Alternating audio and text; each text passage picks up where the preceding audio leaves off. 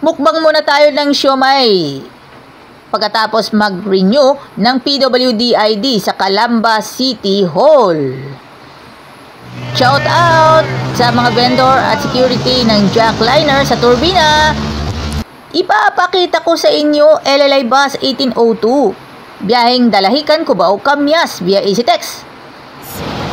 At syempre, makakasama po natin sa tanghalian ang pinakamasaya, Eat Bulaga sa GMA.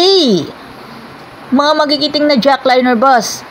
Bus number 158 papuntang Alabang at 1875 papuntang Magallanes at LRT. Tignan natin along with Raymar Banyares. At syempre, huwag nating kalimutang sumakay ng LLI bus papuntang Pasay English Church. At pagpasok natin ng SMCT sa Santo Tomas Cyberzone, magandang laptop. Ayan, yung mga laptop na dapat nating makita. And of course, yun ang gustong-gusto kong bilhin.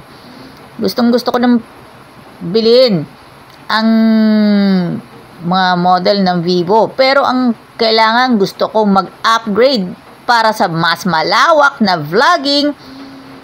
Ito po ang Vivo Y17. Mas malawak na vlogging experience. At hindi lang yun. Ito ay malaking tulong ito sa lahat ng mga empleyado ng Jackliner at sa mga makakita sa saan man sa bansang Pilipinas at sa buong mundo. Ito yung mga nakikita ninyong mga models ng Vivo. Ang pinakagusto ko sa lahat yung Vivo Y17.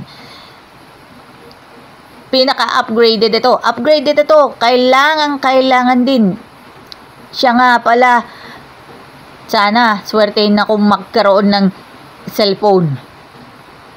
At itong nakikita ko, LLI Bus 1505 sa pamamagitan ni Edmar Perlada at ni Arnel de la Cruz.